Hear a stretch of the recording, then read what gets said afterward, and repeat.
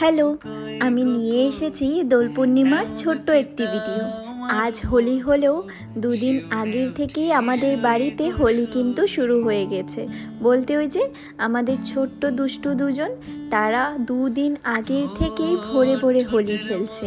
এই কাউকে রং লাগাতে না পেয়ে শুধু আবির নিয়ে এদিক থেকে এদিকে ছোটাছুটি করছে, হয়তো পিচকারি নিয়ে ছোটাছুটি করছে।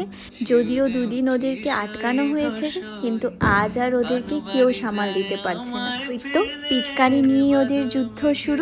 তবে এখন সবাই আমরা তৈরি হয়ে নিয়েছি, একটু হোলি খেলতে বের হব। বাড়ি ভর্তি লোকজন, এখন সবাই মিলে আমরা একটু হোলি খেলবো, তারপর বের হব।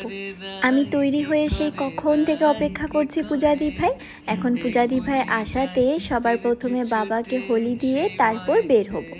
আর এই ছোট্ট দুটো ব্যাঙটাকে দেখেছেন, অনেক কষ্টে ওদেরকে আটকে রেখে ওদেরকে একটু হোলি লাগিয়ে আমি নিজেও লাগিয়ে নিলাম, কারণ ওরা পিচকারি পেয়ে সেই সকাল থেকে ছোটাছুটি করছে।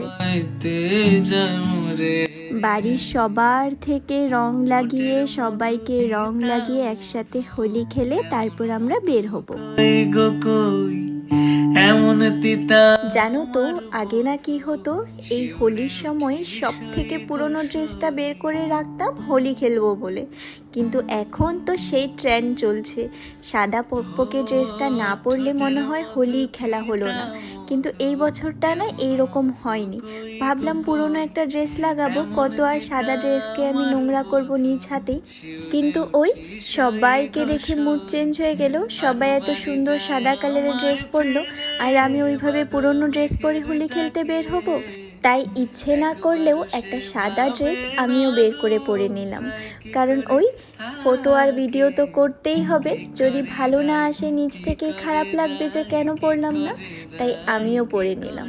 সেই ছোট্টবেলা থেকে এই ফেস্টিভ্যালটা আমার ভীষণ প্রিয় একটা ফেস্টিভ্যাল।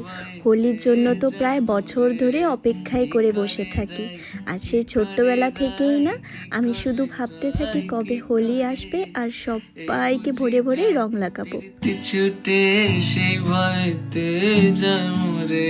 হোলির আগের থেকেই ভেবে রেখেছিলাম যে রেস্টুরেন্টের এই পাশটা তো অনেকটা সুন্দর লাগে দেখতে, তাই এইখানে এসে অনেকগুলো হোলির শ্যুট করব। এমন তিতা আমার বধূ শিউরে উঠি সই। ভিডিও শ্যুট করতে করতে এতটা সময় চলে যাবে সেটা তো ভাবতেই পারিনি।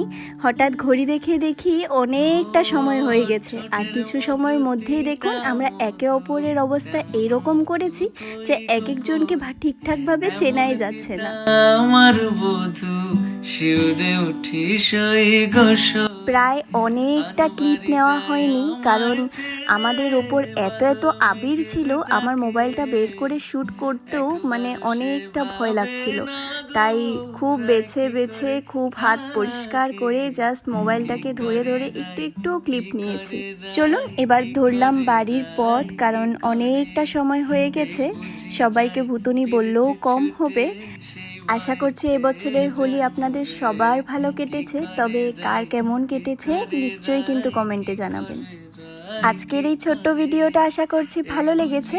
তাহলে আজ আসি, চলো টাটা।